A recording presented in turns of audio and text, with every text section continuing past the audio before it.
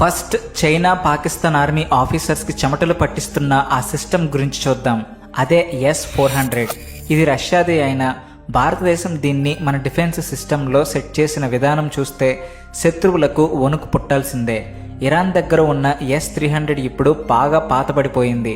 కానీ భారతదేశం దగ్గర ఉన్న S-400 లెవెల్ వేరు. ఇది జస్ట్ ఒక మిసైల్ సిస్టమ్ మాత్రమే కాదు, ఆకాశంలో సైలెంట్గా వేటాడే ఒక హంటర్. 400 కిలోమీటర్ల దూరం నుంచే శత్రువుల మూమెంట్స్ని ఈజీగా ట్రాక్ చేయగలదు. ఒకేసారి 80 టార్గెట్స్ని ఐడెంటిఫై చేసి డిస్ట్రాయ్ చేయడం దీని స్పెషాలిటీ. అది స్టెల్త్ ఫైటర్ జెట్ అయినా, క్రూయిజ్ మిసైల్ అయినా, దేనికైనా సరే దీని దగ్గర పక్కా ఆన్సర్ ఉంటుంది. ఇందులో 4 రకాల మిసైల్స్ ఉంటాయి. లాస్ట్ది 400 కిలోమీటర్ల రేంజ్. అంటే ఏ డిఫెన్స్లో ఉంటే మనం సేఫ్ అని ఆలోచించడానికి కూడా శత్రువుకు టైం దొరకదు. ఆపరేషన్ సింధూర్ టైంలో పాకిస్తాన్ మిసైల్స్ లాంచ్ చేసినప్పుడు మన S-400 రేడార్లు వాళ్ళ లాంచ్ ప్యాడ్స్ దగ్గరే వాటిని పసిగట్టేశాయి. చైనా కూడా బార్డర్ దగ్గర వాళ్ళ సిస్టమ్స్ పెట్టింది. కానీ మన S-400లో ఉన్న ఫ్రీక్వెన్సీ హాపింగ్ టెక్నాలజీ వల్ల వాళ్ళ రేడార్లు ఫుల్గా కన్ఫ్యూజ్ అవుతుంటాయి. ఈ సిస్టమ్ భారతదేశానికి ఒక పెద్ద సెక్యూరిటీ షీల్డ్ లాంటిది. ఢిల్లీ, ముంబై లాంటి మెయిన్ సిటీస్ని సెకండ్స్లో కాపాడగలదు.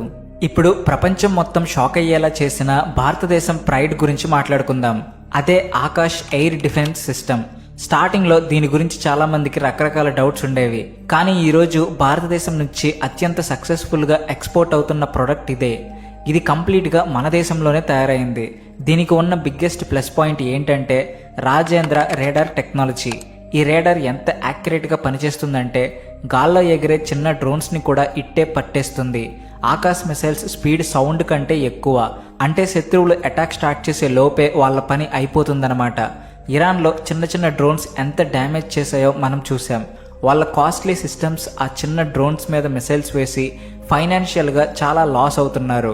కానీ మన ఆకాశ్ సిస్టమ్ చాలా తక్కువ బడ్జెట్లో పక్కాగా టార్గెట్ని కొడుతుంది. ఆకాశ్ ఎంట్రీ వర్షన్ ఇంకా అదుర్స్. ఇది వెయిట్ తక్కువ ఉన్నా పవర్ మాత్రం మామూలుగా ఉండదు. జస్ట్ 2-3 నిమిషాల్లో లాంచ్కి రెడీ అయిపోతుంది. పాకిస్తాన్ బోర్డర్లో పెట్టిన మన ఆకాశ్ సిస్టమ్ ఆపరేషన్ సింధూర్ టైంలో మన టెక్నాలజీ పవర్ ఏంటో శత్రువులకు రుచి చూపించింది. కొన్ని సెకండ్ల గ్యాప్లోనే ఒకేసారి 10కి పైగా డ్రోన్స్ని బ్లాస్ట్ చేసింది. ఒకవేళ శత్రువుల మిసైల్ మరీ దగ్గరకు వచ్చేస్తే పరిస్థితి ఏంటి? అక్కడే మన మూడో hero spider air defence system entry ఇస్తుంది.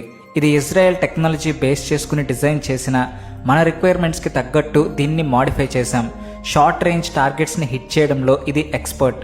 శత్రువుల ఫైటర్ జెట్ లేదా మిసైల్ మన బార్డర్స్కి బాగా క్లోజ్గా వచ్చినప్పుడు స్పైడర్ తన యాక్షన్ పార్ట్ చేస్తుంది. హీట్ సీకింగ్ టెక్నాలజీ ఉన్న ఈ మిసైల్ శత్రువుల ఇంజిన్ హీట్ని ట్రాక్ చేసి దాన్ని డిప్లాయ్ చేసే వరకు వదలదు. దీని రేంజ్ 15 నుంచి 20 కిలోమీటర్లు. ఇరాన్ కూడా ఇజ్రాయెల్ ఐరన్ డోమ్ని కన్ఫ్యూజ్ చేయడానికి ఒకేసారి చాలా మిసైల్స్ పంపింది. కానీ స్పైడర్ స్పెషాలిటీ ఏంటంటే అది చాలా ఫాస్ట్గా రియాక్ట్ అవుతుంది. దీని రేడార్ 360 డిగ్రీస్ తిరుగుతుంది. శత్రువు ఎటు నుంచి వచ్చినా స్పైడర్ కళ్ళు కప్పి తప్పించుకోలేడు. పర్వతాల దారిలో చొరబాట్లు జరిగే రిస్క్ ఎక్కువ కాబట్టి పాకిస్తాన్, చైనా బార్డర్స్లో భారతదేశం దీన్ని సెట్ చేసింది. స్పైడర్ అంటే సాలిడ్ వల. అందులో చిక్కుకుంటే ఇక ఫినిష్. క్లోజ్ రేంజ్ ఫైట్కి ఇది బెస్ట్ ఆప్షన్. ఎందుకంటే తక్కువ టైంలో శత్రువుకి చుక్కలు చూపిస్తుంది. ఇప్పుడు సముద్రం వైపు వెళ్దాం. నేల, ఆకాశం, సముద్రం ఈ మూడింటి మీద మన డామినేషన్ చూపించే సిస్టమ్ గురించి మాట్లాడుకుందాం. అదే బరాక్ 8. వాటర్ సర్ఫేస్కి చాలా క్లోజ్గా వెళ్తూ రేడార్లకు చిక్కకుండా వచ్చే డేంజరస్ యాంటీషిప్ మిసైల్స్ని ఆపడానికే ఇది స్పెషల్గా డిజైన్ చేశారు. చైనా నేవీ ఇప్పుడు హిందూ మహాసముద్రంలో తమ పవర్ చూపించాలని ట్రై చేస్తుంది. వాళ్ళ ప్లాన్స్ అన్ని ఫ్లాప్ చేయడానికి బరాక్ 8 ఒక్కటి చాలు. బరాక్ 8 రేంజ్ 70 నుంచి 100 కిలోమీటర్లు ఉంటుంది. ఇందులో ఉన్న MF స్టార్ రేడార్ సిస్టమ్ ఒకేసారి 100ల కొద్ది థ్రెడ్స్ని ఐడెంటిఫై చేసి టార్గెట్స్ని లేపేస్తుంది. దీన్ని భూమి మీద నుంచి, షిప్స్ మీద నుంచి కూడా లాంచ్ చేయొచ్చు. ఆపరేషన్ సింధూర్ టైంలో పాకిస్తాన్ సముద్రం దారిలో వాళ్ళ ఫైటర్ జెట్స్ పంపాలని చూసినప్పుడు బరాక్ 8 రేడార్లు బార్డర్కి 80 కిలోమీటర్ల దూరంలోనే వాటిని స్కాన్ చేసేశాయి. బరాక్ 8 నుంచి తప్పించుకోవడం ఇంపాసిబుల్. కాబట్టి శత్రు పైలట్లకు దేవుణ్ణి తలుచుకోవడం తప్ప వేరే ఆప్షన్ లేకుండా పోయింది. వీటన్నిటికీ మించి ప్రపంచంలోని టాప్ కంట్రీస్కి భారతదేశానికి ఉన్న మెయిన్ డిఫరెన్స్ ఒకటి ఉంది. అదే పృథ్వీ ఎయిర్ డిఫెన్స్ సిస్టమ్. ఇది నార్మల్ ఎయిర్ డిఫెన్స్ సిస్టమ్ కాదు. పక్క బ్యాలిస్టిక్ మిసైల్ షీల్డ్. శత్రువులు ఎక్కడ నుంచి బాగా హైట్లోకి వెళ్ళినా మళ్ళీ భూమి మీద పడేలా భారీ బ్యాలిస్టిక్ మిసైల్స్ లాంచ్ చేసినప్పుడు వాటిని ఆపడం మామూలు విషయం కాదు. అమెరికా థర్డ్ సిస్టమ్ని డిజైన్ చేసింది ఇందుకే. కానీ మన పృథ్వీ సిస్టమ్కి స్పేస్లో నుంచే శత్రు మిసైల్స్ని బ్లాస్ట్ చేసే పవర్ ఉంది. అంటే భూమి వాతావరణం దాటిపోయి మరీ శత్రువుల పని పడుతుంది. వేల కిలోమీటర్ల దూరం నుంచి బుల్లెట్ కంటే స్పీడ్గా వచ్చే మిసైల్స్ని స్పేస్లోనే ట్రాక్ చేసి అక్కడికక్కడే పేల్చేయడం అంటే మామూలు మ్యాజిక్ కాదు. ఏ న్యూక్లియర్ మిసైల్ బ్రేక్ చేయలేని ఒక ఇన్విజిబుల్ షీల్డ్ని దేశం మొత్తం మీద కవర్ చేస్తున్నామని ఈ టెస్ట్ ప్రూవ్ చేసింది. పృథ్వీ ఎయిర్ డిఫెన్స్తో పాటుగా దూసుకొచ్చే మిసైల్స్ని ఆపే అశ్విన్ సిస్టమ్ మీద కూడా భారతదేశం వర్క్ చేస్తుంది. ఈ 2 లేయర్ ప్రొటెక్షన్ ఇప్పుడు ప్రపంచంలో చాలా కొద్ది దేశాలకు మాత్రమే సాధ్యమైంది. అయితే స్టోరీ ఇక్కడతో అయిపోలేదు. భారతదేశం ఇప్పుడు ఈ 5 సిస్టమ్స్ని కనెక్ట్ చేసి సుదర్శన చక్ర అనే ఒక భారీ నెట్వర్క్ని క్రియేట్ చేస్తుంది. ఇదే మన సొంత ఐరన్ డోమ్. ఈ సాఫ్ట్వేర్ ఏం చేస్తుందంటే S-400 రేంజ్ని, ఆకాష్ యాక్యురసీని, బరాక్ స్పీడ్ని, పృథ్వీ మిసైల్ పవర్ని అంతా ఒకే ప్లాట్ఫామ్ మీదకి తెస్తుంది.